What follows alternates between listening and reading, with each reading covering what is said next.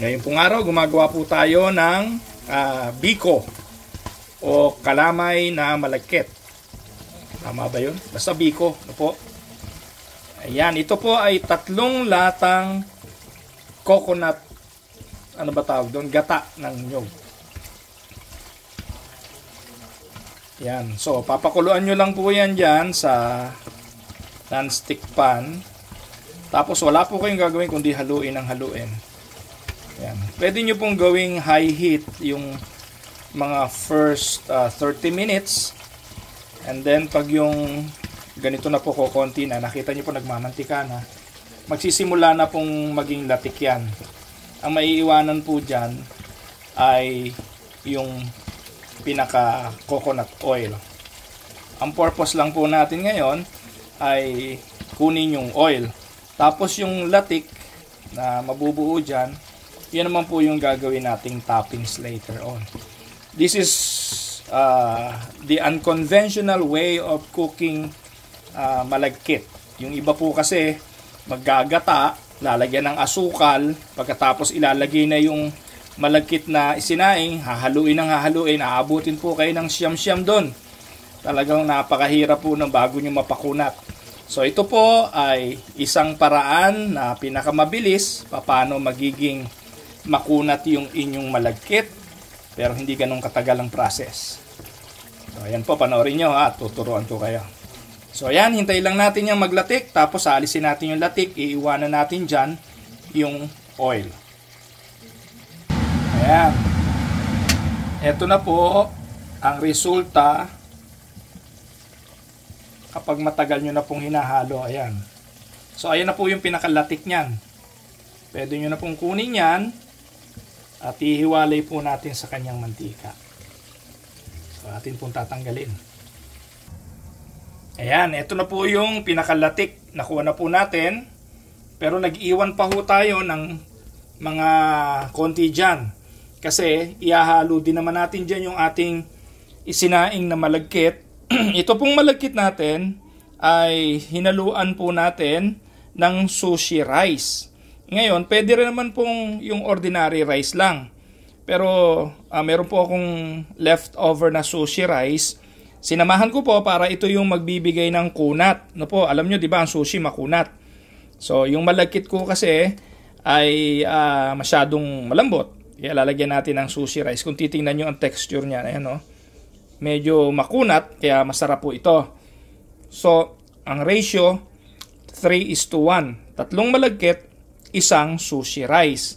Ngayon, sasamahan din po natin ito ng pinipig. Yan pong pinipig, hindi yan po iluluto. Kasi yan po ay luto na po yan. Ihahalo nyo na lamang po habang iniluluto natin dito. So, ganito po ho. Panoorin nyo paano natin gagawin. Ilalagay lang natin dyan yung rice. Yan, ito. Tapos lalagyan din natin ng langka later on. So, nakita nyo po, yung rice natin ay iniluluto natin sa oil. So, para sabihin nyo, para ka lang nagsangag. So, hindi po. Yan po. So, ang proseso po kasi, di ho ba, ang purpose lang naman. Kaya natin nilalagyan ng gata ay para maglasang gata. So, yan. Ngayon, nasa na sugar? O, huwag po kayo mainip. Mamaya-maya po konti, ilalagay natin ng sugar. Ilalagay ko lang muna ang lahat ng rice. Ayan po, inalo na natin. Kaya yan yung mga natirang latik dyan. Medyo nasunog-sunog po yan, kaya lalasa yan maigi dyan sa ating rice. Ngayon, ilalagay na natin ang sugar. Ayan, ang ginamit po natin ay yung dark brown sugar. Ito po. Ito po ang available dito sa Canada. So, pwede naman po kahit anong sugar. Kung gusto nyo, white. Nasa sa inyo po yun. Pero, para magkulay biko, yung dark brown sugar ang gamitin niyo. So, ito po ay wala pa ho siyang half kilo. 3/4, ano ba tawag doon? Wala pa ho, 1/4 lang ho mahigit ang inilagay natin sa, ito po ay 5, bali, hindi, 4 na malagkit, 2 sushi rice. Ayan. So, bali 6 cups po yan. O yan, ganyan po ang mangyayari niyan. Yan po mga oil na yan po yung oil kanina. Yan, dyan nyo na lang po lulutuin. Haluin nyo lang po ito ng haluin kasi ang sugar, pag nilagay nyo, ang tendency niyan, maglalabas pa ng tubig yon, hindi po ba? At yun naman po ang siyang magiging pampatamis. Ang gagawin nyo, haluin nyo lang ng haluin hanggang sa kumunat.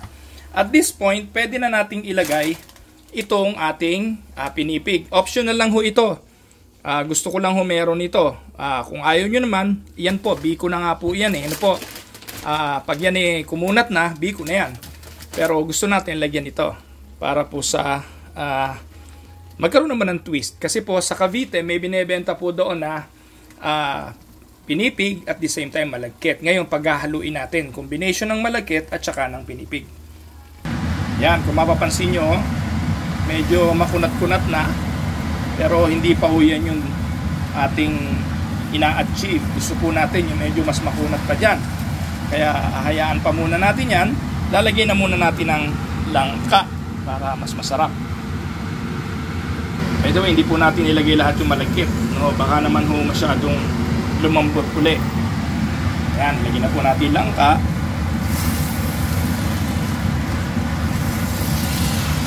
Tayo nating maluto at kumunat.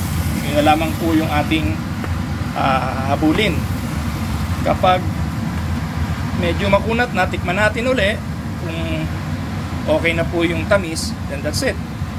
Kung hindi pa, lagyan pa ho natin ng sugar. Yan mga kaibigan, makunat na. Yan, ayaw na hong tumulo. Pag inangat yung ganyan, medyo ayaw nang bumagsak,